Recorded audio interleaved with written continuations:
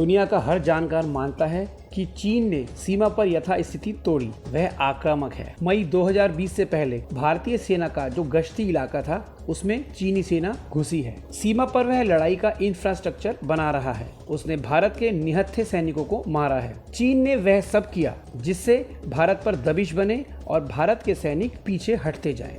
उसने भारत का कई हजार वर्ग किलोमीटर इलाका कब्जाया है। अब यदि यह सब सत्य है तो भारत को कम से कम बातों में तो मुंह तोड़ जवाब और सख्त तेवर अपनाना चाहिए। क्यों 8 सितंबर 2020 को चीन द्वारा भदेस अंदाज में भारत को हमलावर बताने वाले बयान का मुंह तोड़ जवाब नहीं हुआ? चीन की सेना ने बीजिंग समय अनुसार रात को 2 बजे दुनिया से कहा कि भारत की सेना ने फायरिंग की। उसके बाद सुबह चीन के विदेश मंत्रालय के प्रवक्ता ने अपनी सेना के कहे को दोहराते हुए भारत की कार्रवाई को सैनिक उकसावे वाली व गंभीर प्रकृति का बताया। उन्होंने कहा, भारत इस तरह की कार्रवाई से बाज आए, तुरंत रोके, अपने लोगों को नियंत्रण रेखा से पीछे हटवाए और सख्ती से जांच कर उन लोगों को दंड दे जिन्होंने फायरिंग की, ताकि ऐसी घटनाएं आगे न हो।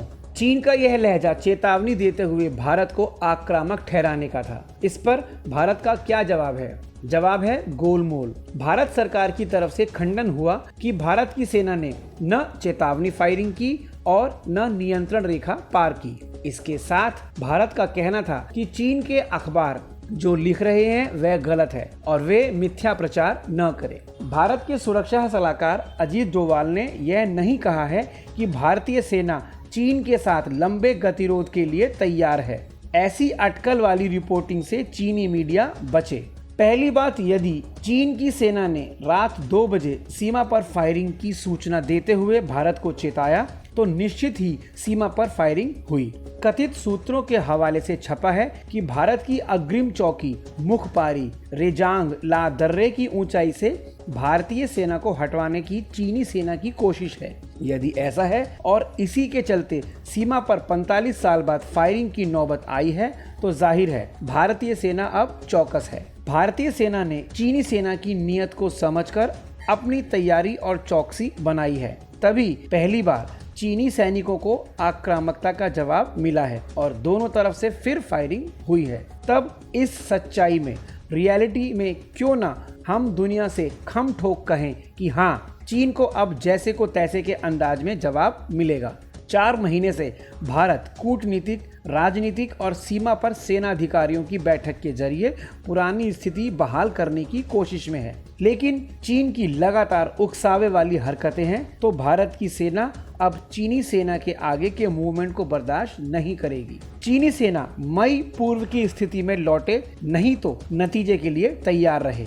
क्या यह 2 टूक स्टैंड लेना संभव नहीं है? चीनी सैनिक नियंत्रण रेखा पार करके भारत में घुस आएं, यथास्थिति को तोड़ें, भारत के निहत्थे सैनिकों को मारें और धीरे धीरे वह कई किलोमीटर जमीन कब्जा लें और कूटनीति, राजनीतिक, सेनाधिकारी लेवल की किसी बातचीत में न माने, न झुकें, न पीछे हटें, तो भारत का वह वक्त कब आएगा जब वह कहे कि दुनिया वालों, चीन को समझाओ।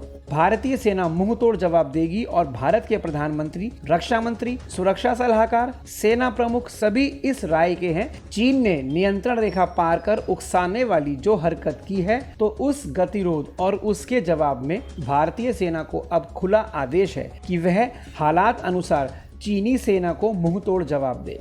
सीमा क्षेत्र के भारतीय सैनिक या कि थिएटर ट्रुप को जहां भी चीनी सेना नियंत्रण रेखा से पार होती दिखलाई देगी वह उसे रोकेगी, फिर भले गोलीबारी करनी पड़े। यदि चीन का विदेश मंत्रालय प्रवक्ता देश की सार्वभौमिकता, एकता की रक्षा का मंत्र बताता है तो भारत की सेना भी उस मंत्र अनुसार कार्यवाही करेगी। लड़ाई होती हो तो हो।